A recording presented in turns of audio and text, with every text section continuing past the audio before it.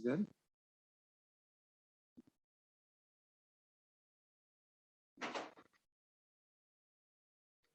Okay. We'll bring this meeting back to order. Attendance, everybody's here. Public comments. Let's see, let me catch up here. Attendance, we're all here.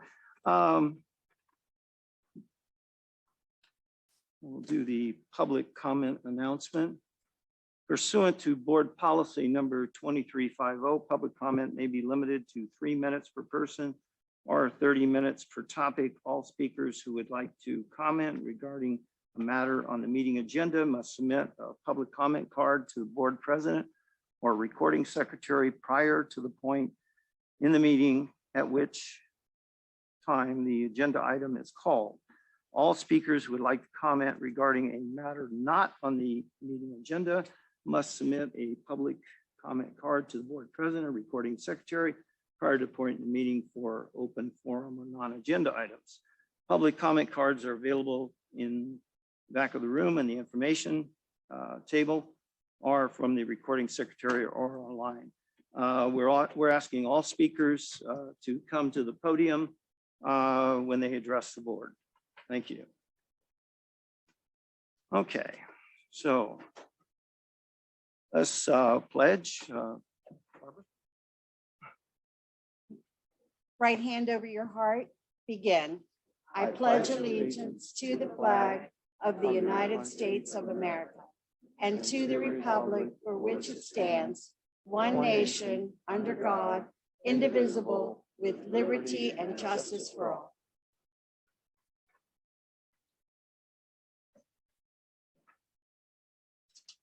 Okay, so now we're going to move along to the approval of the meeting agenda. Do we have a motion? So move. Is there a second? Second. Okay, any discussion? Hearing none. Advice? I approve. All in favor? Aye. Okay. We're going to move along to the open forum and non-agenda items. And we have 2 cards, I believe. 3. We have Kenya Johnson.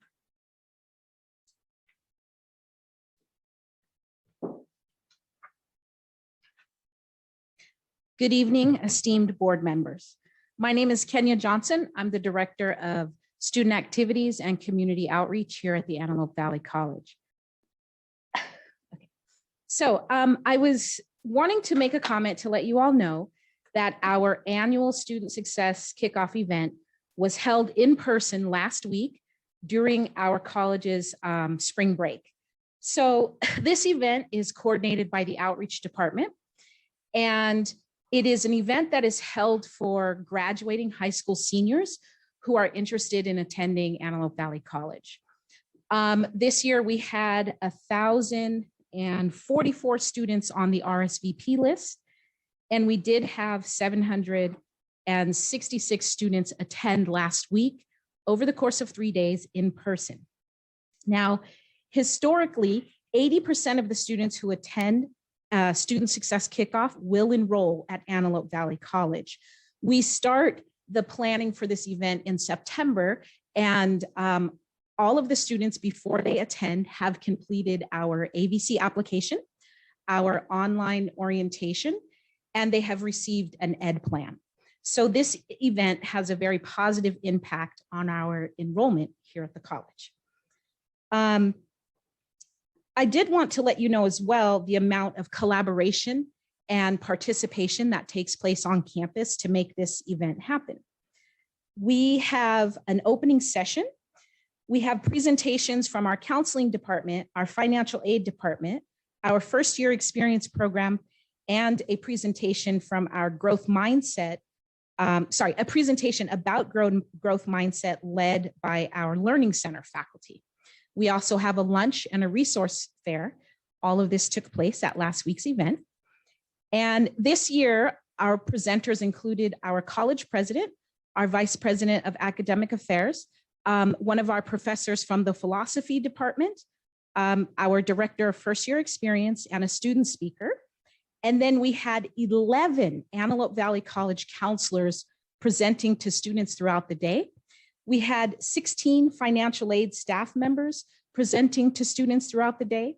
We had 3 staff members from first year experience and 4 additional faculty presenters. Again, they were presenting about growth mindset. 19 departments on campus participated in the resource fair, and that included academic programs, student services, and student clubs. We had a total of 42 volunteers and or student workers who helped in the logistics throughout the day. And I just wanted you guys to know that student success was a huge success.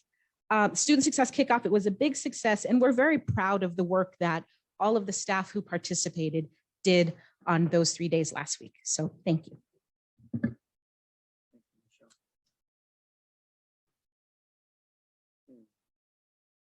Oh, Michelle's, oh, sorry.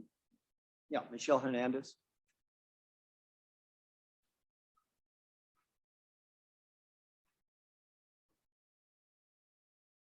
Good evening, ladies and gentlemen.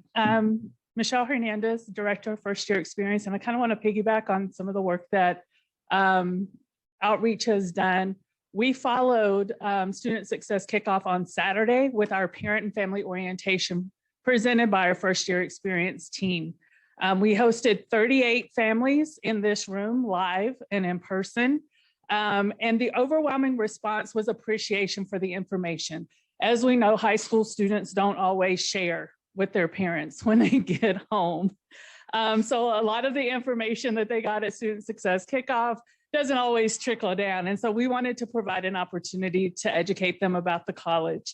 And they were extremely appreciative of that. Most of the parents didn't know the information, and it was good for us to have a presentation on growth mindset for parenting emerging adults. So they really took to that and wanted us to actually have a course. Is there a course for growth mindset for parenting emerging adults? We also had a few parents who wanted to come back to school, who wanted to come to college themselves. So we had about 4 or 5 parents who were interested and wanted to know if the services that we were providing were also available to them, and we assured them that it was. Out of the 38 families, we had 13 students who participated, and they actually did not go to Student Success Kickoff. So we were able to get them their application orientation and prepare them to go into first year experience. We had additional 13 students who signed up with us on Saturday. And then out of the 38 families, we had 35 responses in our evaluation. 97% agreeing or strongly agreeing to the fact that we were organized, we were inviting and comfortable, helpful, courteous, but most of all, we were informative. We provided presentations on building community and relational capacity for them in the room because they have a shared experience. And then we also did a first year experience overview, a campus life overview, the growth mindset, and then financial aid and wellness. So they had a lot of questions regarding financial aid. I do want you to know that we have another event scheduled for parents and family on April 9th from 9 to noon. And we will host, again, it's called Parent and Family because we recognize that everybody does not come from a nucleus family, and family means different things to different people. So it's really for their support network to come and find out how they can help support their college student. Thank you. Thank you, Michelle. Okay. We have Pam Ford.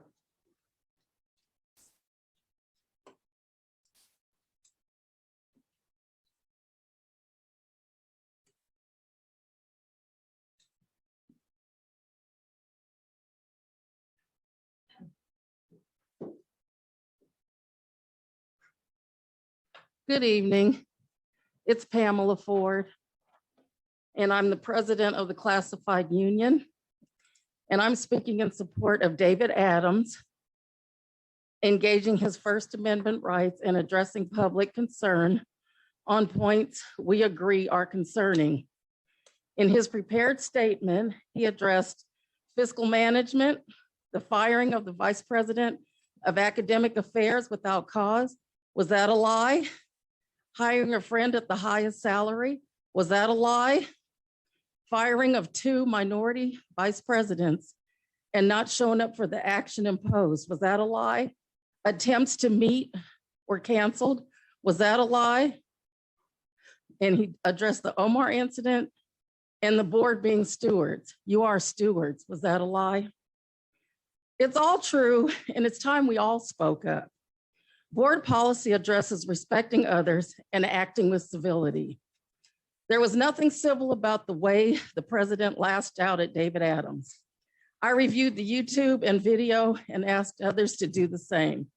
Not one time did Dave Adams lie or misrepresent any of the information presented. There were no untruths told. You just don't want to hear what's not right with this leadership. Mr. Adams did not call the president out of his name. His concerns are valid and should be taken seriously by you as trustees. The actions of this district are wrong, and for speaking truth to power, he should not be disciplined or admonished or called into anybody's office. Such action would be hypocritical on the part of the district, since administrators are not held accountable. And I'll tell you my own personal experience. A vice president who's not here anymore, but left a while back, called me out of my name in writing, making negative comments about me. The district refused to issue an apology, only a disavowal of their part in the actions, and gave the parting vice president glowing remarks. If you choose to act against Mr. Adams in any way, you do so at your own peril, as you do well to research the cost to the district when one's freedom of speech rights were violated at a board meeting in the past. The district was sued for a handsome sum, which they paid. Giving input and questioning our leaders in this country is our right and our responsibility. Only dictators don't take input from their subjects.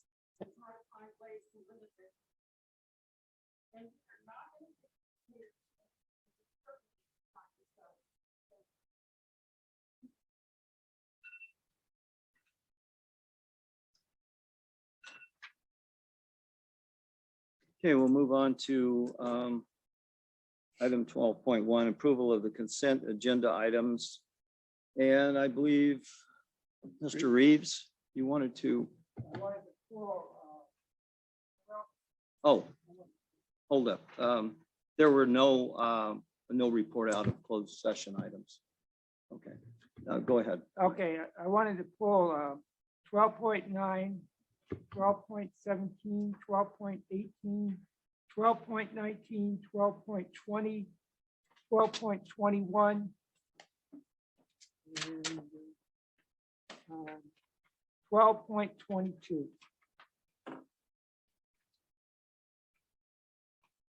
Okay. Do we have a motion? Move approval of the consent agenda with the exceptions of 12.9, 12.17 through 12.22.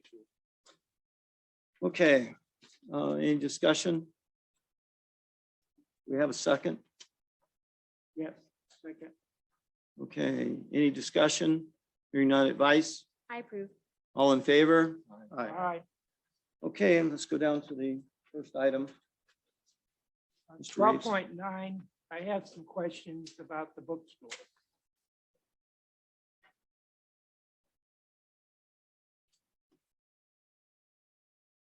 Yes, Hi, sir. good evening. Good evening. Are we making money or are we losing money? I can't understand this. So the bookstore has now been outsourced, right? So Barnes and Noble is operating that bookstore. We are no longer operating that store. We are keeping these accounts open to close any remaining transactions that come across. And that's why if you look at the second page, there is no income or expense reported for June of 2022. So we expect that to continue. We are not losing any money because we're using HERF funds to supplement or take care of any expenses that we would have had for lost revenue. So right now, we're doing exactly what we had planned to do. We're in a good position with the bookstore right now. Okay, well, thank you very much. Thank you. Okay. We have 12.9. Do we have a motion to approve it? Is there a second? Okay, any discussion? Hearing none advice? I approve. All in favor? Aye. Okay, the next item, Mr. Reeves. The next item is 12.17, board membership. Does anyone get up and speak on this? I have a question about this. About the fourth paragraph down on the board policy 210 on board membership. There's a statement: no member of the Board of Trustees shall, during the term which she is elected, hold an incompatible office. So what does that mean, incompatible office?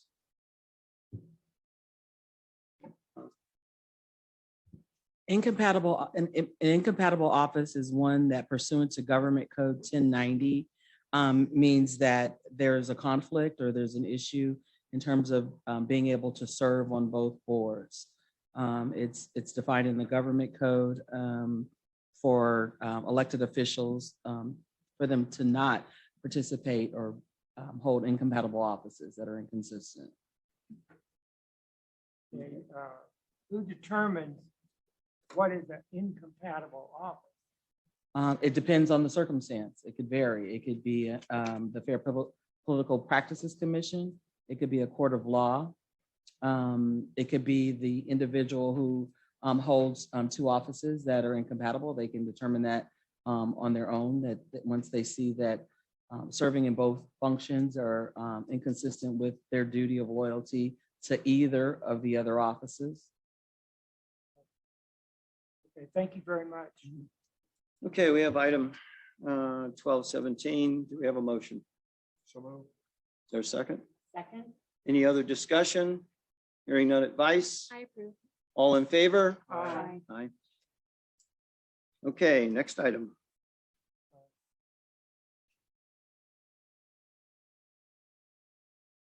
Twelve point 18 is the student trustee.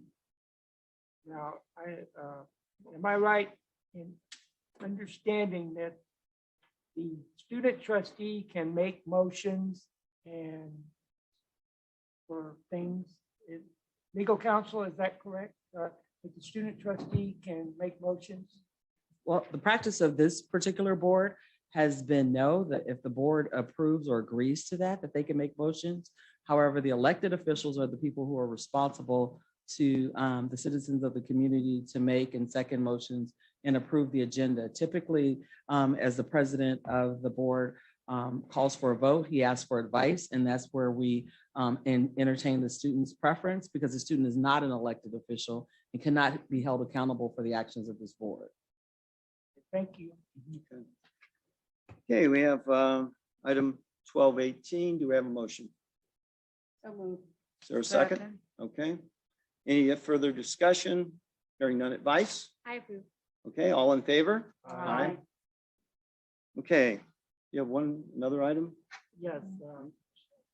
12.19 is about board elections. And I noticed on the board policy 2100 board election, it lists the different districts that the board members belong to. And this is based on the map that is revised every 10 years. Is that correct? It's reviewed, yes. It's not necessarily revised, but it's Right. reviewed for potential revision, yes. Thank you very much. Okay. Okay. Item 12.19. Do we have a motion? So moved. Is there a second? Okay, any further discussion? Hearing none advice? I approve. All in favor? Aye. Okay. You have 12.20? 1220, board policy 2310, regular meetings of the board. It mentions the Brown Act, that we are to comply with the Brown Act in the meetings. Council, doesn't the Brown Act prohibit critical remarks in a meeting and the board can end the meeting on the basis of that? Not solely on the basis of critical remarks. If there's a disruption to the board meeting by virtue of issues or comments from members of the public, the board with a consensus or by the determination of the board president, they can adjourn the meeting to bring order to a meeting. But solely because someone's critical of someone else, that's not a basis to end the meeting under the Brown Act. Thank you very much. Okay, Sure. do we have a motion on 1220? So moved. Is there a second? Second. Okay, any further discussion? Hearing none advice? I approve. All in favor? Aye. Okay, you have item 1221 too? Yes, Board Policy 3810, claims against the district. This is a revision of policy. It omits the Vice President of Student Services, the Vice President of Human Resources, the Vice President of Business Administrative Services from being part of the process. Council, why was that done? Sir, prior to 2020, this district did not have in-house counsel to manage the claims against the district. And in order to disperse or to manage any potential claims against the district, the vice president position were established as the recipients of claims against the district for their respective departments. Now that the general counsel's office has been established and it is a legal department, that's where all claims against the district are being managed and handled so that we protect the district from any potential liability. Thank you very much. Okay, item 1221, do we have a motion? So moved. There's a second? Second. Okay. Any further discussion? Hearing none advice? I approve. All in favor? Aye. 1222, you pulled that one too? Okay. Yes, 1222, Board Policy 6150, designation of authorized signatures. It's my understanding that the Board of Trustees has to okay expenditures. Council, is that correct? The board definitely approves expenditures. The board designates or the superintendent president as a authorized signature, as well as other individuals in his executive cabinet to be able to sign on behalf of the district. The board itself does not sign for expenditures. It's the staff, the administrative staff that manages those signatures. Now, are they signing for the president or are they signing for the board? Neither. Okay, who they're are they signing for? They're authorized to sign what? They're signing contracts on, once the board approves agreements, someone has to sign it. It can't be just a random signature. We authorize a limited number of people to sign on behalf of the district. And those people who are designated for providing the signatures, we have the president, we have the vice president of administrative services, the director of fiscal services, and there's two others. There's, depending on the warrant or the contract, there's different people for each area, and you approved it in the board organization report in December at your December meeting. Okay, thank you. And this is just a review. It has to be reviewed, this policy. Okay, item 1222, do we have a motion? So moved. Is there a second? Second. Okay, any further discussion? Hearing none advice? I approve. All in favor? Aye. Okay, I believe that's it. That's right? it. Thank Okay. you. All right, moving along to action items.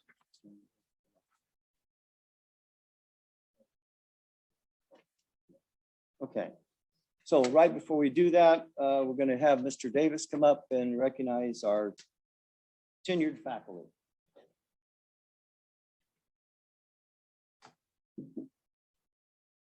Thank you. Good evening, Board of Trustees.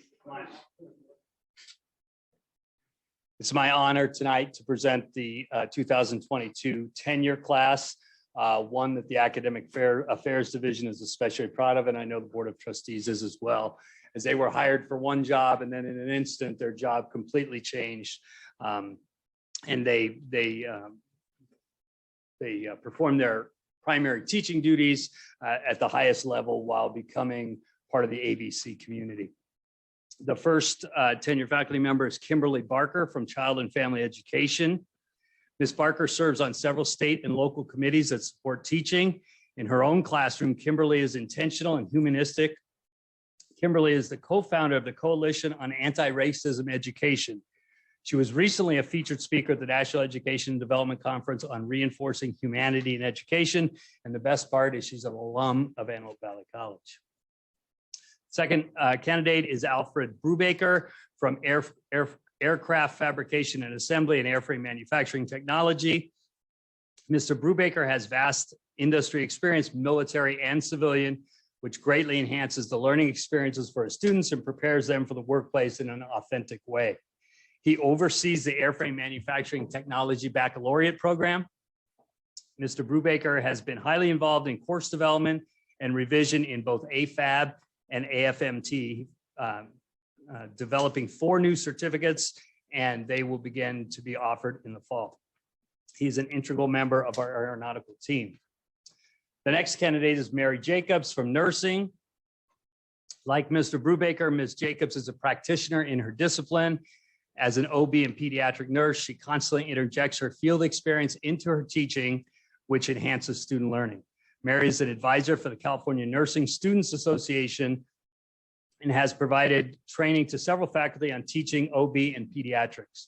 On campus, she also serves as our distance education committee and our peer online course review team. Next is Rosario Gonzalez from Automotive Technology. Ms. Gonzalez also brings extensive industry experience and a high caliber automotive knowledge, working with and on BMWs for many years. She has revised the entire automotive program curriculum and is working on ASE certification for the programs at AVC. Under her leadership, the auto labs have been transformed into state-of-the-art educational labs. Rosario completed the online teaching training and other technology-based applications to support student learning in her classes. She works tirelessly to create team environment. Next is Nari Caseforth from Communication Studies. Ms. Caseforth is described as a shining star. She completed her AVC online teacher training and has developed creative and innovative ways to reach students throughout the pandemic. She has served as a faculty mentor.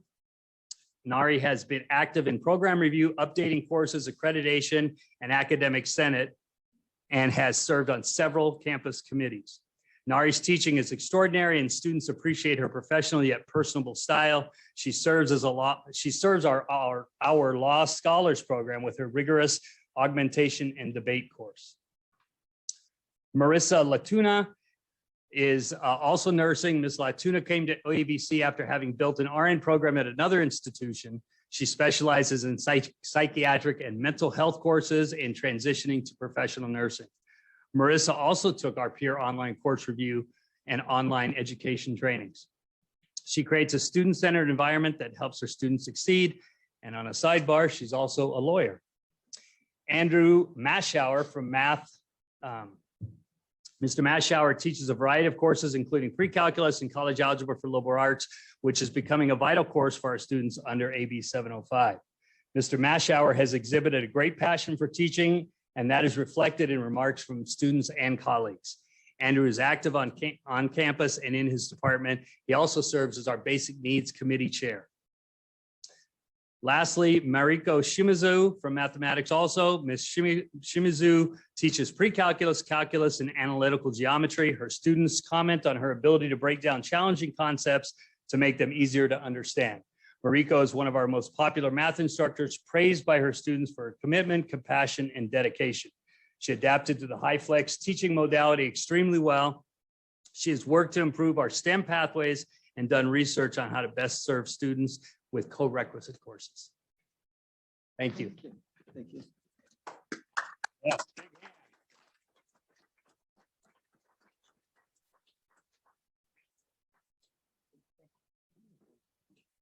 We'll move along to action items. Item 13.1, approval of the side letter agreement between Antelope Valley College Federation of Classified Employees, AVC, FCE, and Antelope Valley Community College District, AVCCD, regarding employee coronavirus impact stipend. Do we have a motion? Is there a second? Okay, I believe we have a card from Ms. Ford.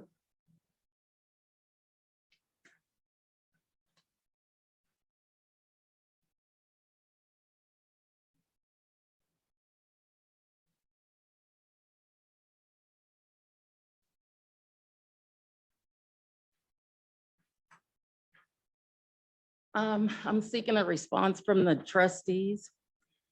The coronavirus classified are very appreciative of the stipend and would like clarification as to the significance of seeking input from PERB on this, as stated in a letter that went out from the district regarding the district needing their input, especially if this is not on schedule. Why would additional info be needed from PERB?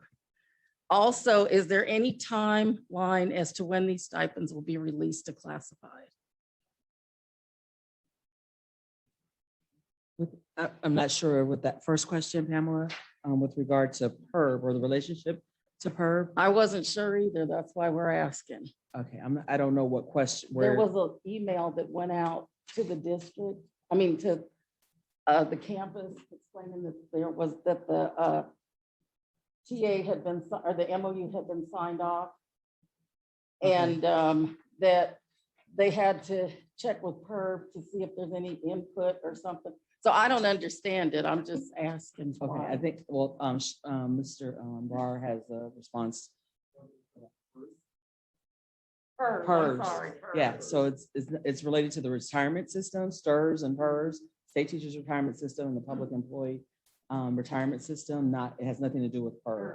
This I'm is sorry, unrelated. PERB. And then the other, But what is it, why? Because I understood that when it's off schedule, that there was no PERS impact. Well, excuse me, can I I'm- kind of step in before we get too lengthy of a discussion? Can you make an appointment and discuss that with her? Would that be possible? Since I'd you're be both happy on the to, same yeah. campus? Okay, it's kind of unfair to the public to have this discussion. It's not yeah, on this the is a back agenda. and forth. You made your statement. Well, it Please get really with didn't her. need to be back and forth, but if that makes you feel better, I'll go. It doesn't matter how it makes me feel. It's just the way it's going to be. And the other response to your second question, Ms. Ford, the director of payroll put out a notification indicating that the stipends would be coming forward as soon as possible, as soon as those issues are resolved. We anticipate that should be before the end of the academic year. Yeah, it's complicated. Okay. We have an item 13.1. We have a motion and a second. Any further discussion? Hearing none advice? I approve. All in favor? Aye. And passes. Item 13.2, approval of the agreement between Antelope Valley College District and Confidential Management Supervisory CMSA Executive Directors and Administrators Coronavirus Impact Stipend. Okay, is there a motion? Second. Okay, and do we have a part on that? Nope. Okay, any discussion? Hearing none, advice? I approve. All in favor? Aye. Okay, move on to item 13.3, approval of administrative salary schedule effective April 1st, 2022. Is there a motion? So moved. A second? Second. Okay, I believe we have a card from Ms. Ford.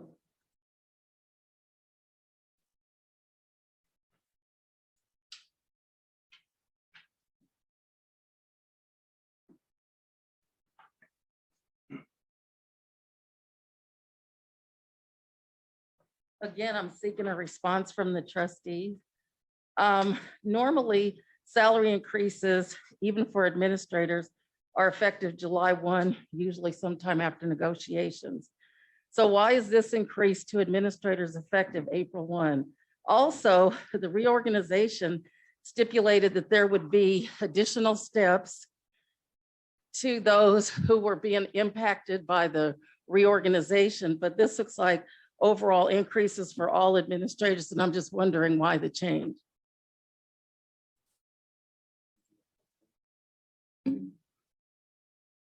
this is being adjusted because of the addition of April 1st, because of the addition of the associate dean's position, which is effective April 1st.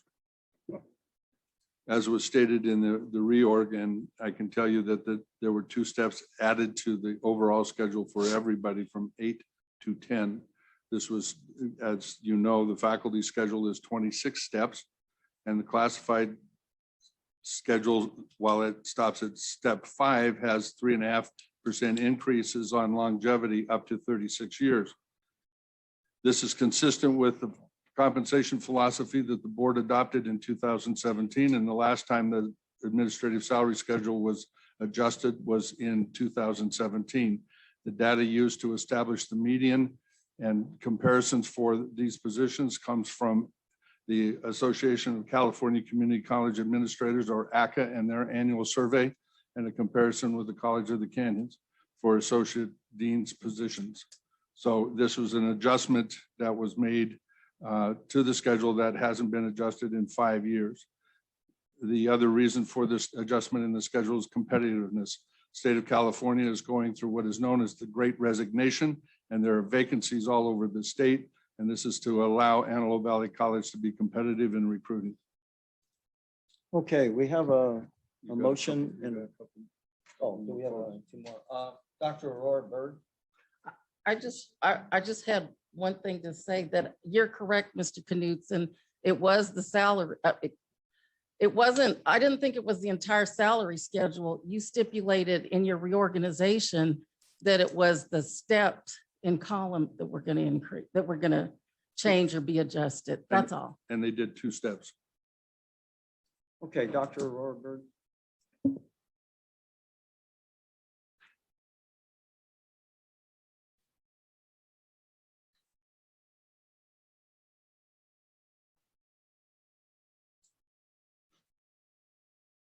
Good evening, everybody.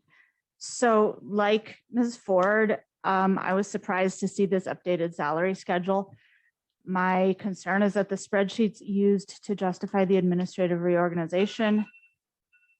That is not me. I haven't talked for 3 minutes yet. It appears that the spreadsheets used to justify the administrative reorganization were flawed or maybe a little disingenuous or something, because it seems like several positions have received considerable increases, including to the number of steps, which was just mentioned. In particular, it seems that at least some of the positions have received increases that appear roughly equal to the current COLA, approximately 5.3%. The raises at the top of the pay scale are less than that, but still seem to be around 2.5%. Income inequality is a serious issue in today's society. Right now, adjuncts at AVC are limited to a maximum of 10 LHD in fall and spring. An experienced adjunct with a PhD is paid on a scale with 4 steps if they teach lectures, 3 if they teach labs. The aforementioned adjunct who teaches their maximum load during fall and spring can thus expect to earn almost $31,000 per year. In comparison, AVC's upper level administrators are earning 6 and 7 times this amount. I'm also shocked that these increases were offered given the college's concerns about enrollment and budget. These increases are due to be implemented April 1st. Has the college considered waiting until after the May revise? If the budget isn't so rosy after the May revise, will faculty, staff, and CMS be expected to bear the burden of any financial shortfall? Given what I understand of past precedent, my understanding is that the administration tends to receive the same increases as the faculty and staff bargaining units. It's pretty unusual for administration to receive raises separate from and before these bargaining units ratify increases as part of their negotiations process. I devoutly hope that the increases to the administrative salary schedule herald a willingness for the college to offer salary increases for all employees as part of each unit's negotiations process. I have a couple of questions. If faculty and staff negotiations lead to salary increases, will the administration salary scale being considered tonight also gain those increases on top of what we see here? Also, are administrators in interim contracts subject to receiving these salary increases, or do they remain at whatever was agreed upon in their interim contracts? Thank you.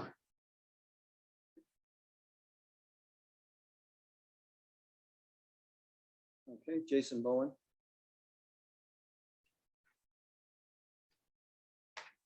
Good evening, members of the board. I'm speaking as a member of the community to elected officials. As an American, I am always incredibly proud to repeat the Pledge of Allegiance. My favorite part of the Pledge of Allegiance is the end, when we repeat, with liberty and justice for all. Now, I'm commenting with regards to action item 13.3, approval of administrative salary schedule effective April 1st, 2022. What this indicates is that the administration is looking after its own interests, which is a good thing. So the financial interests of administrators is looked at or supported with this action item if it's approved. This is the right thing to do.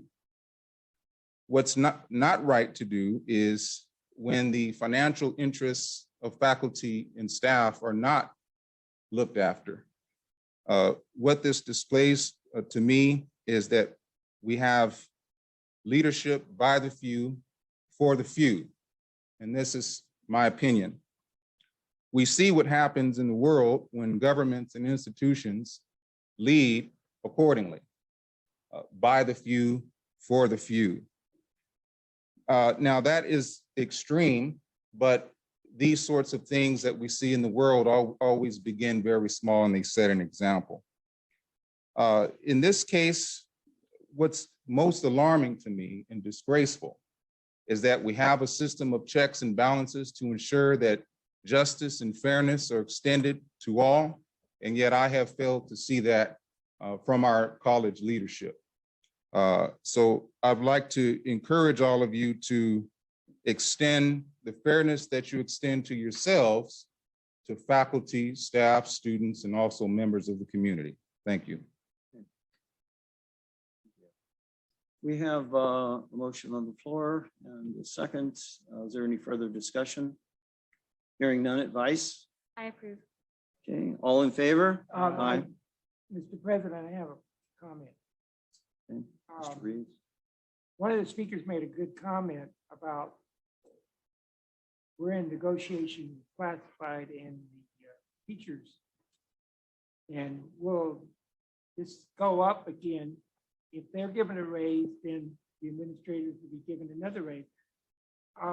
I believe that this salary schedule should be approved when we get finished with the negotiations with the classified and the teachers. And everybody. Mr. President, point of order. Pardon me? Mr. President, point of order. We've already taken the action.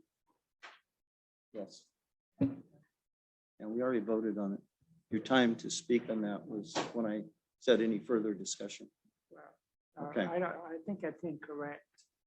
You didn't give me a chance. You rushed through it, and I didn't get a chance to say I wanted to say something. And when I did, then you shut me down. So No, I think you it should have spoke up vote. earlier.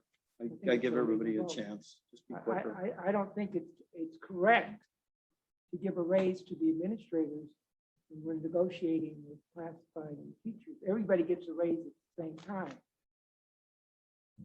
So you can go ahead and vote, but I think it's. We already did vote. I'll protest this as a legal We have vote. voted, correct? Yes, we have voted. So, okay. Coming up on item 13.4, approval of 2022 California Community College Classified Employee of the Year nomination. Do we have a motion? We have two candidates.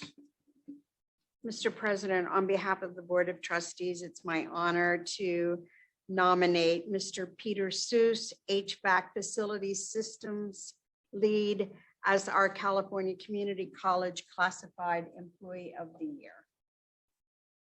Second. Okay. Is there a second? Okay. Ms. Ford, you had a comment? Wish to make a comment?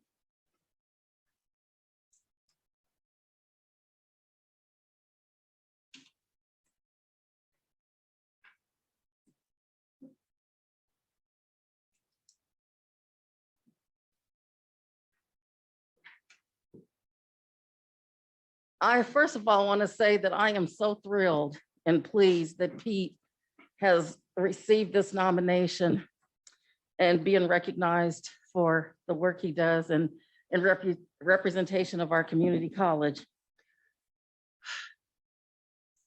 I'm just a little confused as to how, I'm just wondering, prior to 2013, the nomination always went forward from the classified union. I would receive a call from the college president, and we would have discussion about this. And then I would work with my team and others to come up with a selection. And I'm just wondering, for all these years, why this honor hasn't gone to the classified. Let me give you an example as to why it's an issue. Because Pete will be recognized in the union newspaper, both nationally and statewide for this, which is a great thing. But in the past, because the selection has not come from the classified, they actually had a CMS employee selected for this honor. And so, of course, the union getting this information, the parent unions getting this information, place the person's picture and information about the person that came from the college in that paper. Well, then when they found out that this person wasn't CMS, that was an issue, because our classified, our proud, hardworking classified should be recognized through their union, and it should be the classified selecting this person. I don't think there's a classified person on this campus that would object to Pete. Pete is wonderful. The objection I have is how the selections are being made. I'm not asking for an answer because I won't get one from you board members. Thank you. We have a motion and a second. Any further discussion? Okay, hearing none. Advice? I approve. All in favor? Aye.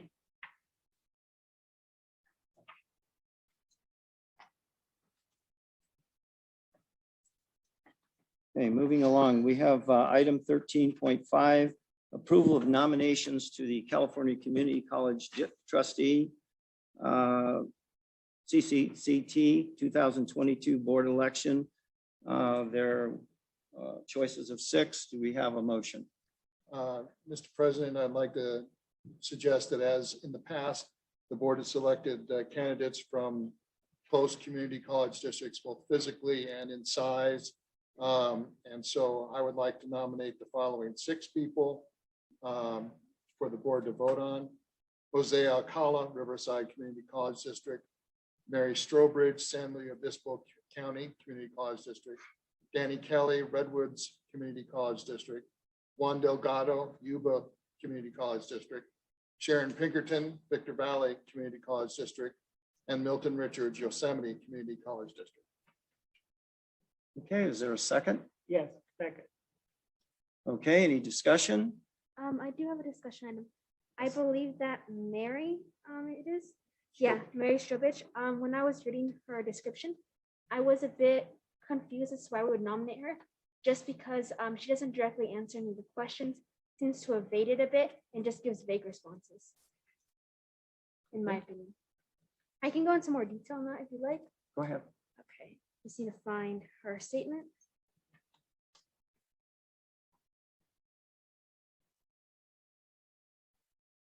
Okay, so when she was asked, how do you feel you can contribute to these areas? She talks about she says being knowledgeable about issues affecting community college students on and off campus is vital to having an effective and productive learning environment. She says this is necessary, but does not talk about how she herself will implement this. She also says how the students are affected by housing and food insecurity, among the lack of other vital necessities, are issues that should be presented to the legislature regularly. She talks about things that should be done, but not how she herself will implement it or how she's the right person to do it. So, and she didn't stand out to me compared to other candidates for this reason. Okay, any further discussion? Okay, you have a motion, you have a second. Somebody wants to change that? Mr. President, I'd be willing to substitute Mary Strobridge for someone the student trustee would rather have on our ballot. Okay, Can you read your list off again, please? My list: Yes. Jose Alcala, Mary Strobridge, Danny Kelly, Juan Delgado, Sharon Pinkerton, Milton Richards. I would substitute it for Ines De Luna. Ines De Luna, Napa Valley. Okay. Napa. Okay, so can we, we'll retract one, I'll revise the motion. revise the motion. Motion now is Jose Alcala, Danny Kelly, Juan Delgado, Ines De Luna, Sharon Pinkerton, and Milton Richards. Okay, do we have a second to that? I'll second. Okay, any further discussion? Yes. Yes. Who did we eliminate? Trustee? Sharon or Mary Strobridge, And where did the new person from? Napa Valley. Any further discussion? Hearing none, advice? I approve. Okay, all in favor? Aye. Okay, item number 13.6.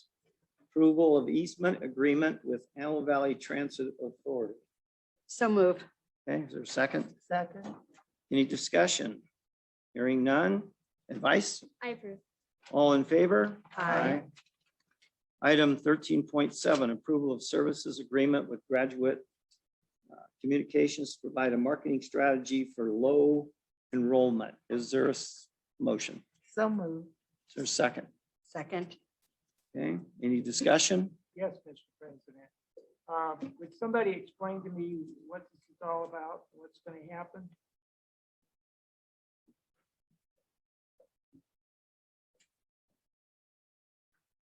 Hi, Betsy Sanchez. I'm the Executive Director of Marketing and Public Information.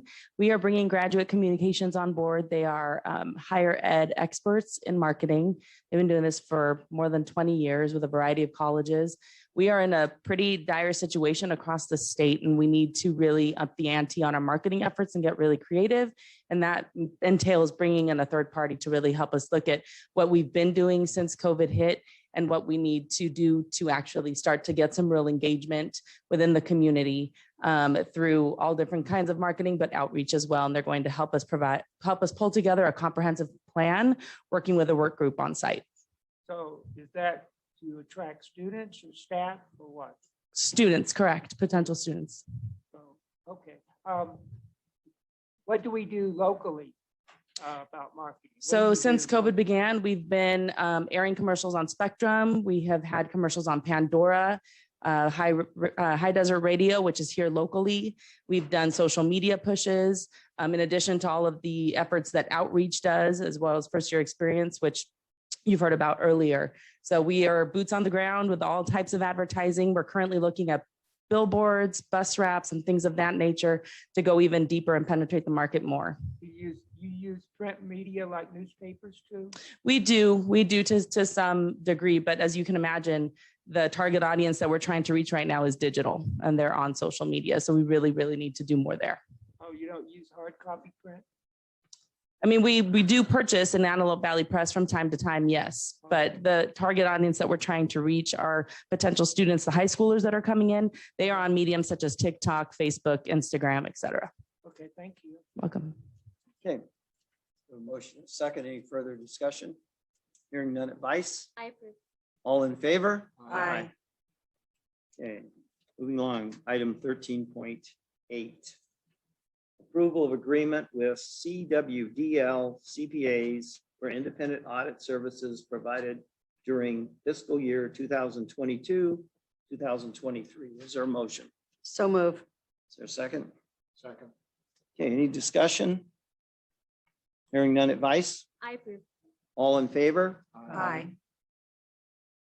Okay, moving along to item 13.9, approval of amendment number 1 to the services agreement with Life Signs, now DBA Life Signs Incorporated, to provide sign language interpreting services. Do we have a motion? So moved. Is there a second?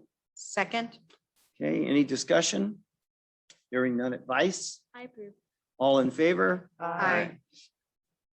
Item 13.10, approval of amendment number 1 of agreement between Shaw HR Consulting and Antelope Valley Community College District from 2000 or July 1st, 2021 through June 30th, 2022 to increase contract terms. Do we have a motion?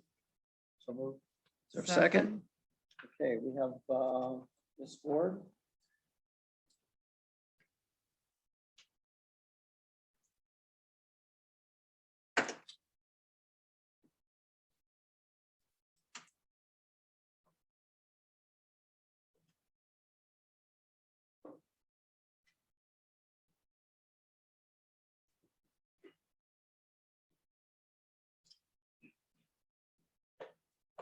On 13.10, I wanted to know why the increase in this contract when the district already has 2 legal firms, general counsel and inside legal counsel, plus HR, plus their contract with their insurers. And there's so many items within here that it almost seems like duplication of effort that are being covered. Again, I don't expect a response from the board because you don't have the information, so you're going to defer to others. Thank you. Also, Dr. Aurora Bird.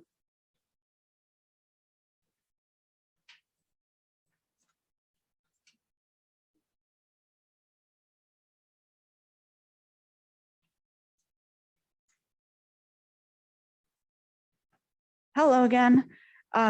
So as best I could tell, this contract looks like it increases what was originally a contract for about $5,000 to about $99,000. This is an increase of, seems like about 20 times the original value.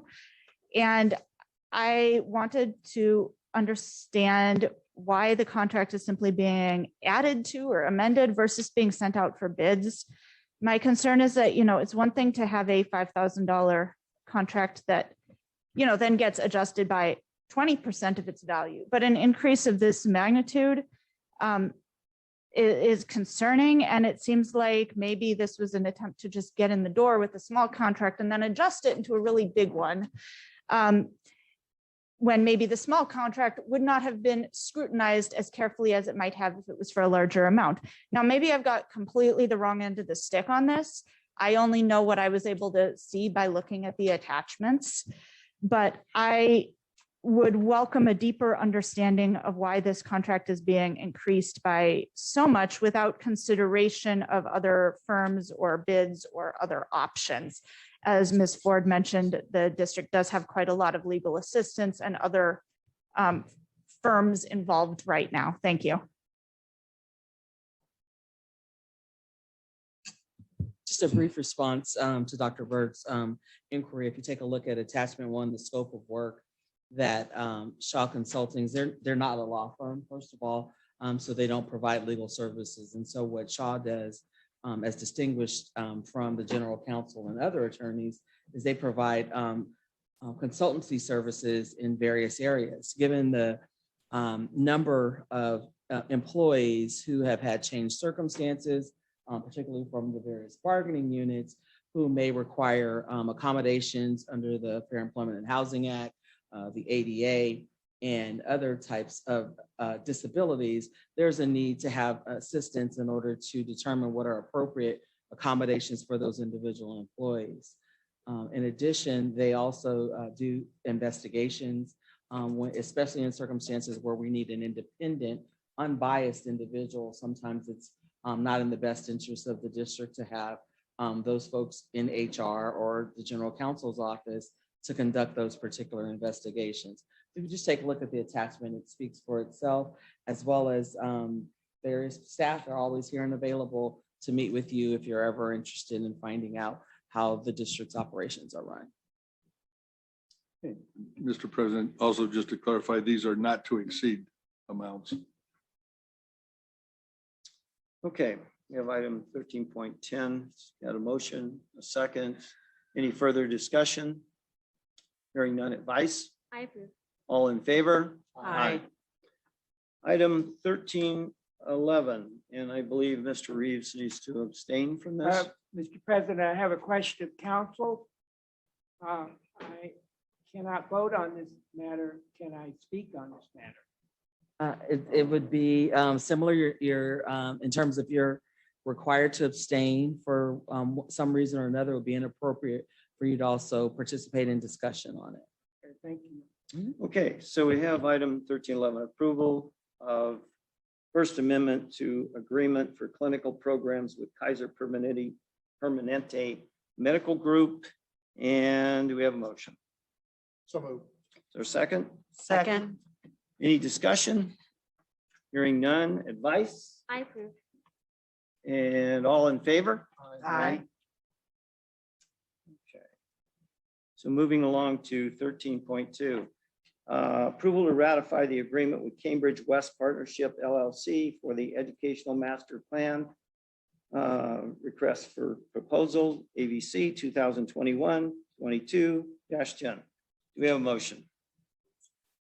So move. Second. Okay, any discussion? Hearing none. Advice? I approve. All in favor? Aye. Okay. Item 13.3, approval of Piggyback extension on Snap-on Industrial, a division of IDSC Holdings LLC for the district's vehicle lifts and garage associated equipment needs through February 10th, 2023. Do we have a motion? So move. Is there a second? Second. Okay, any discussion? Hearing none. Advice? I approve. All in favor? Aye. Item 13.14, approval of insurance program coverage extension proposal in statewide educational wrap-up program for Swing Space 2 project 18-011 with Measure AV funds. We have a motion. So moved. Second. Okay, any discussion? Yes, sir. Mr. President, what's this about? Can somebody explain this, please?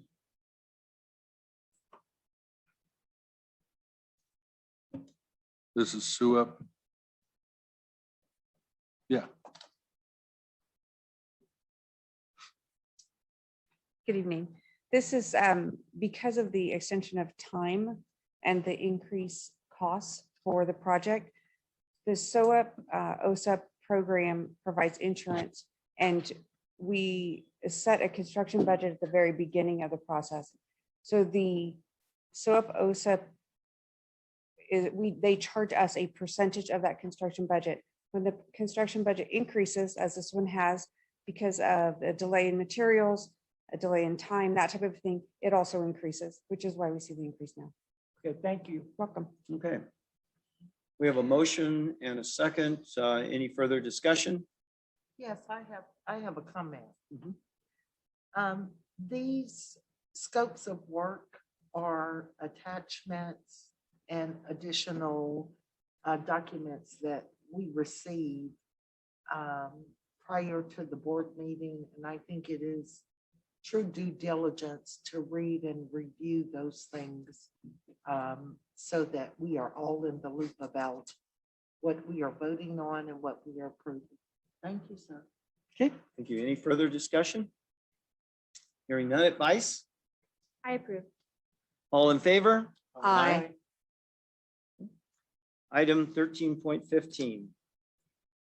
Approval of furniture purchase Sierra School Equipment Student Services Project 17-037 with Measure AV funds. Do we have a motion? So moved. Second. Okay, and Dr. Aurora Bird has a comment.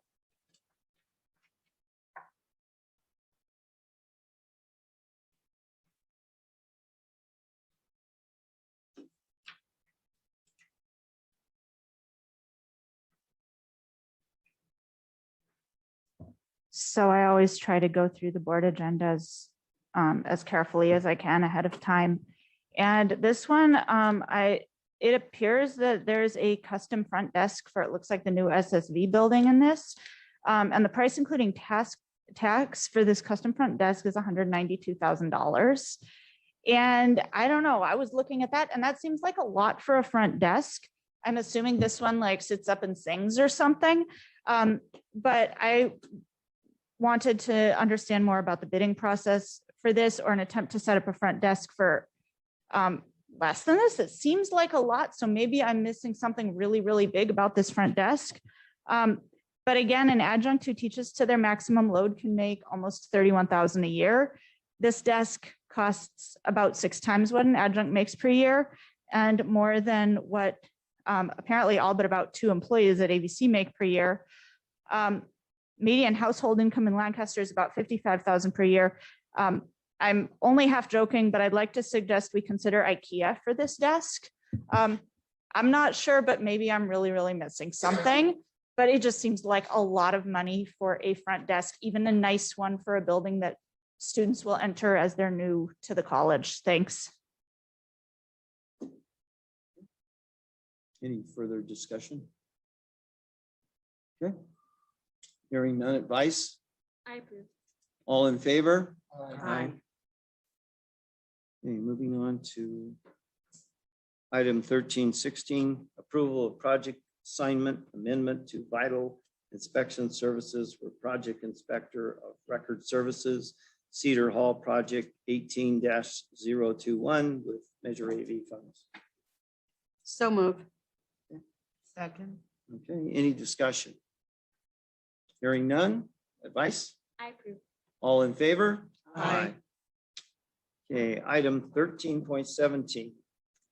Approval to award bid AVC bid number 2021/2022-5 KD Lab Project 21-015 with strong workforce funds. Do we have a motion? So move. Is there a second? Second. Okay, any discussion? Hearing none, advice? I approve.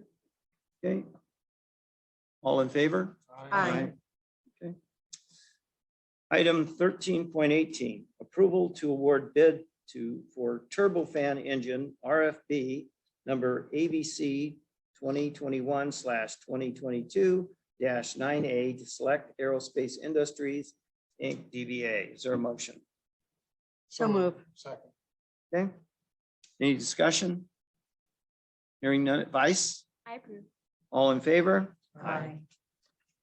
Item 13.19, approval of change order for infrastructures 17-029 with Measure AV funds. Do we have a motion? Is there a second? Second. Okay, any discussion? Hearing none, advice? I approve. All in favor? Aye. Item 13.20, approval of change orders for Sage Hall 17-031 with Measure AV funds. Is there a motion? Second. Okay, any discussion? Hearing none, advice? I approve. All in favor? Aye. Item 13.21, approval of change orders for Student Services Project 17-037 with Measure AV funds. Is there a motion? So move. Is there a second? Second. Okay, we have a card, Ms. Ford.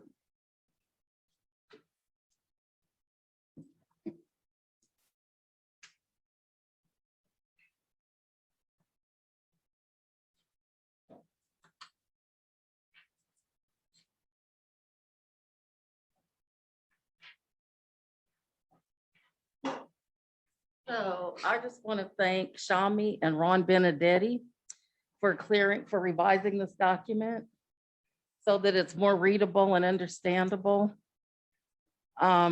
It's nice to see that when something's brought to administrators' attention, that something finally gets addressed and resolved.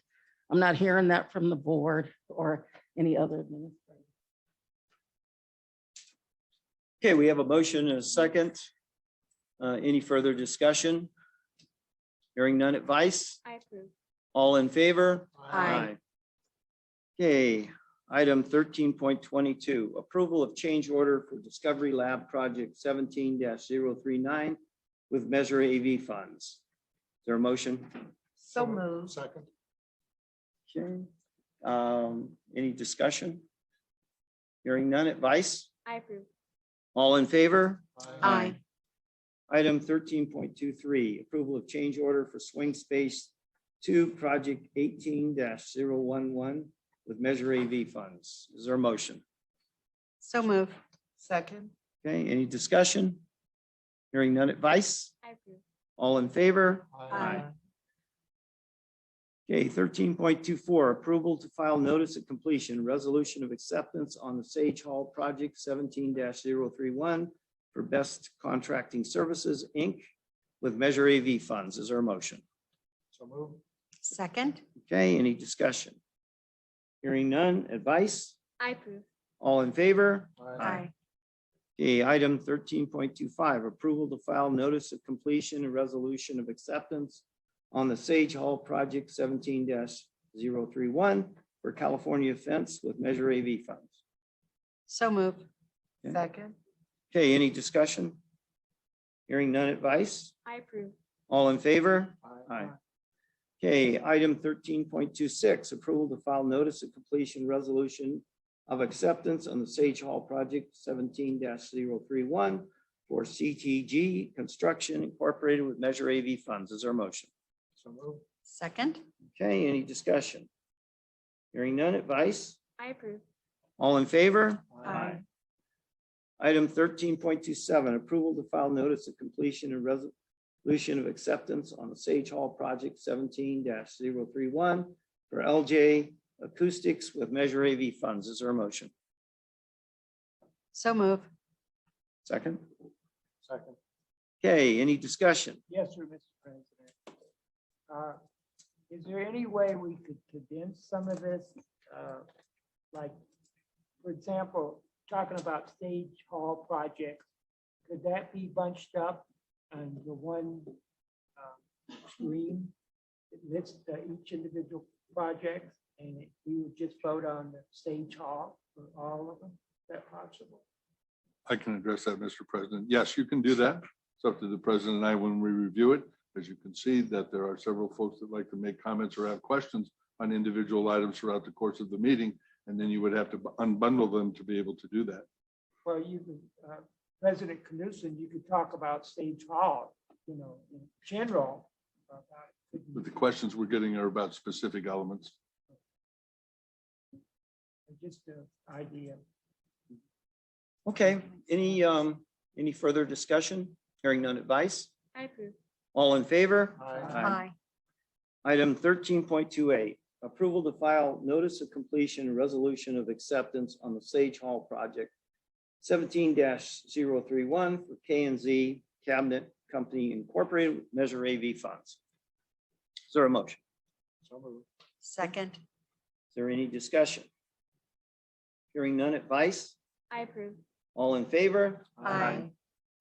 Item 13.29, approval to file notice of completion resolution of acceptance on the Sage Hall project 17-031 for Sheldon Mechanical Corporation with Measure AV funds.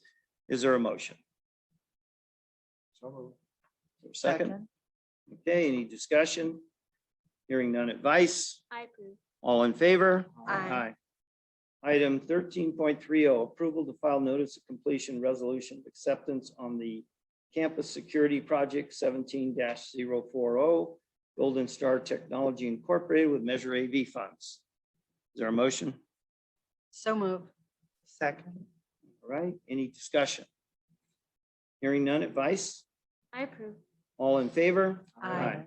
Item 13.31, approval to file notice of completion resolution of acceptance on the Swing Space 2 project 18-011 for Inland Building Construction Companies Incorporated with Measure AV funds. Do we have a motion? So move. Okay, is there a second? Second. Any discussion? Hearing none, advice? I approve. All in favor? Aye. Okay, item 13.32, approval to file notice of completion and resolution of acceptance on the Swing Space 2 project 18-011 for Kearns Incorporated with Measure AV funds. Is there a motion? So move. Second. Any discussion? Hearing none advice? I approve. All in favor? Aye. Okay, You have a list of information items before you. Okay, and I think there's self-explanatory. Reports and announcements. Academic Senate. Dan Ryder.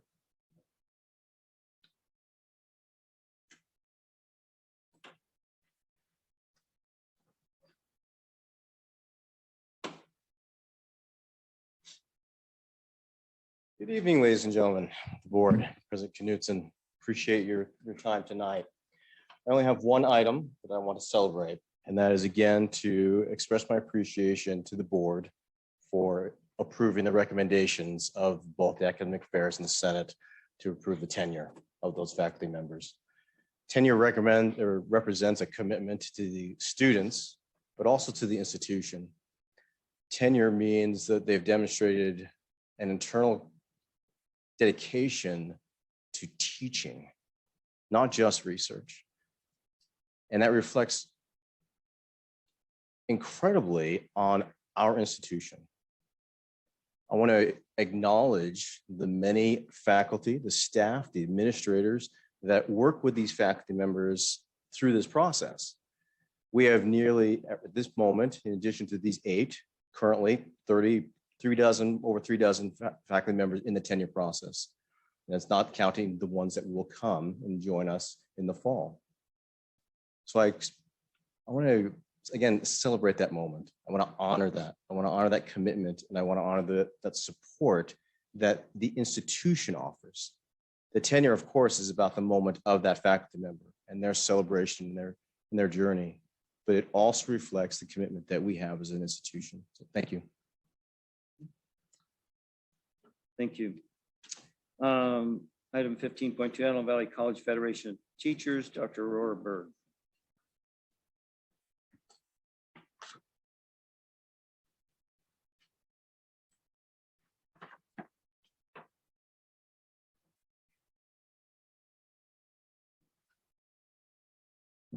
The Federation also wishes to offer congratulations to all the newly tenured faculty and to those who've progressed along the tenure track.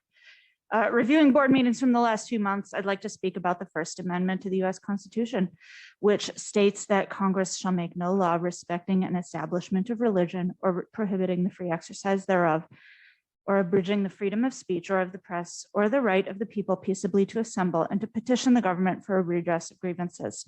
What does this mean in practice? It means that all employees have the right to comment at board meetings on any matter of public concern. The elected members of the board have a right and duty to hear these comments as they are responsible for the oversight of the district. How the district spends money, including on the salary of the superintendent and other administrators, allegations of favoritism or discrimination, the district's hiring processes, employee terminations, and workplace safety conditions are all matters of public concern. Students come to AVC to learn a variety of academic and vocational skills that will hopefully lead to richer, more fulfilling lives for themselves and their family members. Many students, especially the younger ones, also come here to learn how to be responsible adult members of American society. They are learning how different fields, from geology to economics to national security to healthcare and education, are all interconnected. This includes speaking up when they have questions about how an authority is conducting its business and spending its money. This includes being financially responsible. This includes speaking out when they see injustice or oppression. Over the last 2 years, speakers have had their speaking time reduced. Students and faculty who have reached out privately to the administration have had their concerns shared publicly. We have been told we cannot contact board members or speak about certain issues. Those who speak at board meetings are sometimes repeatedly interrupted while trying to speak or subject to instant rebuttals from the dais. As uncomfortable as it is for the board to hear criticism of campus administrators, events, and policies, it's even more frightening for employees and students to speak before the board, as there is a vast power differential between those of you on the dais tonight and those of us who merely work here or take classes here. Despite all this, faculty, staff, and students bravely continue to try to reach out to share their views with the board. Every speaker I've seen over the last few years has been earnestly trying to share their own lived experience with the board, and each speaker surely has the best of intentions to help the board members understand how the campus community is impacted by actions taken or not taken by the administration and the board. I hope the board will show the strength of character and bravery to truly listen with open hearts and open minds to the heartfelt words, careful analysis, and thoughtful comments provided by all speakers. Thank you and good night. Thank you. Confidential Management Supervisory. Oh, excuse me. I left out Pam. 15.3, Ms. Ford.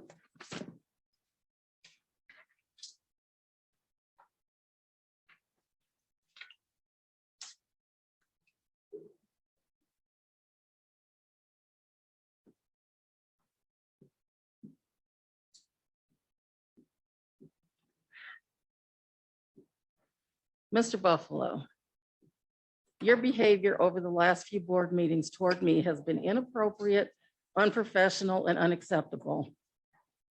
I am reminding you that I work for this district. I'm not owned, and I will no longer be yelled at by you or anyone else in authority on this campus. Your inappropriate use of closing board comments to vent your spleen on me is unacceptable. Attitude reflects leadership. Yes, I said it again. And removing the mics will not prevent the truth from being spoken to you. It only further demonstrates your petulance and disrespect for others' freedom of speech. I remind you of BP 2715, Board Code of Ethics, Standards of Practice. The first line is a real page turner. It reads, the Board of Trustees maintains a high standards of ethical conduct for its members. Yet at each meeting, you violate at least 3 by your actions and inactions. Bullet point 1, acting only in the best interest of the entire community. That's what your policy says. But meeting after meeting, issues are brought forward to you as trustees, informing you of the violations of policies on the part of district leadership, and you continue to ignore the broken policy and you vote to move forward. The only community you seem to look out for is the college president. You even ignore the fiscal responsibility on the part of the district to pay classified who are now owed over $1 million in unpaid wages, which is considered wage theft. And we're very grateful for Mr. Rivas for at least having the courage to speak up and look into things. Bullet point 6, respecting others, acting with civility. You lack civility and respect. You use your closing comments as a bully pulpit to yell and lash out, mostly at me.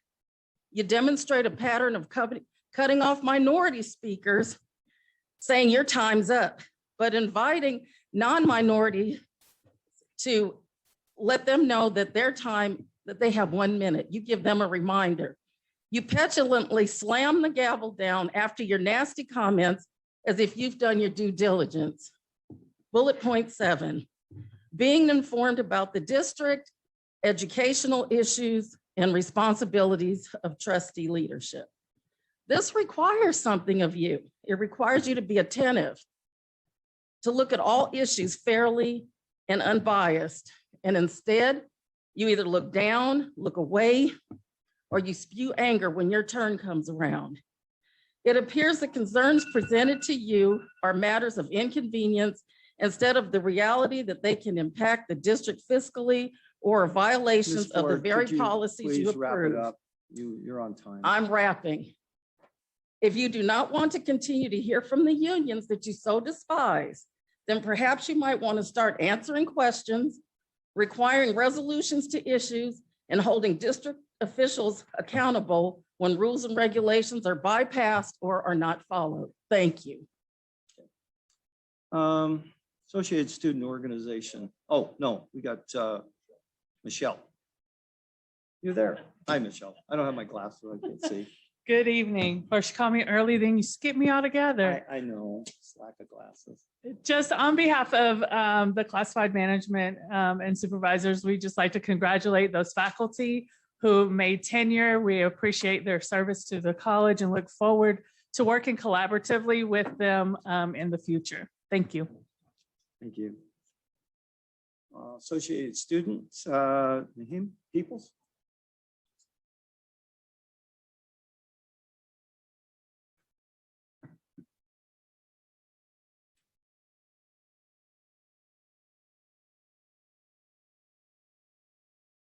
Good evening, everyone. Good evening, board members. In terms of my report, the ASO and student trustee elections will be held on March 22nd through the 30th. It was changed to give time for the leadership luncheon or not for the leadership luncheon. In case that there's a runoff, so the leadership luncheon does not have any conflicts. The leadership luncheon would be April 8th, and the letter for intent to, I'm sorry, I messed up already. Let me start over. The letter intent for the student trustee and ASO elections is on March 21st. The leadership luncheon is scheduled for April 8th. That's proceeding on schedule. I will be attending a SSCCC resolution webinar on March 24th. It's to view the procedures that I will undertake for the SSCCC General Assembly meeting that's taking place in Sacramento. The General Assembly is taking place April 1st through the 3rd, and several ASO officers will be in attendance with me. My next SSCCC meeting will be April 15th. It's called March in March, and it's a legislative event. It's the biggest legislative event of the year for SSCCC. And lastly, the next ASO meeting will be March 25th. I invite anyone that would like to attend to come. It's in this room at 9 a.m., 9:30 a.m. And with that, thank you guys for your time. Thank you. Ms. Knippel is not here. Is that right? Okay. Okay, President Ed Knudsen. Just a couple of quick things. My congratulations to tenured faculty members. I have had the opportunity to work with several of them over the course of their 4 years of transition, and I really appreciate that opportunity to do so. Additionally, it's just on a personal thing, but I'm asking everybody to give some thought to it. 50 years ago, 50 years ago, I was with the 1st Infantry Division on the Polish and Czechoslovakian border in support of armored units that were protecting our way of life at that time from the USSR incursion or possible incursion. History repeats itself. So for those of you who have family and friends in the Ukraine, my thoughts and prayers are with each of you. And I ask everybody to give your thoughts to the speedy end to this silliness. Thank you. Our student trustee. Thank you. I hope everyone had a restful and joyful break. I would also like to congratulate the tenured faculty. It's a great accomplishment. You all deserve it, as well as congratulate Ms. Johnson and everyone in outreach who worked hard for the Student Success Kickoff. I was there volunteering, and it was a great event. You could tell the students had lots of questions and were very interested in attending AVC, so it was a great success. I'd also like to remind students that the deadline for the Best Intentions photo contest hosted by AVC is tonight, so get those submissions in. And I would also like to remind you all that it's a great opportunity to run for ASO or student trustee, and applications are due soon, so be on the lookout for that. Thank you. Mr. Adams. My congratulations to tenured faculty as well, and that's all I have for tonight. Mr. Reeves. I want to congratulate the ladies that are not here for the Student Success Day. I'm a community college graduate, Los Angeles City College, and boy, I wish I had Student Success Day 50 years ago when I went to community college.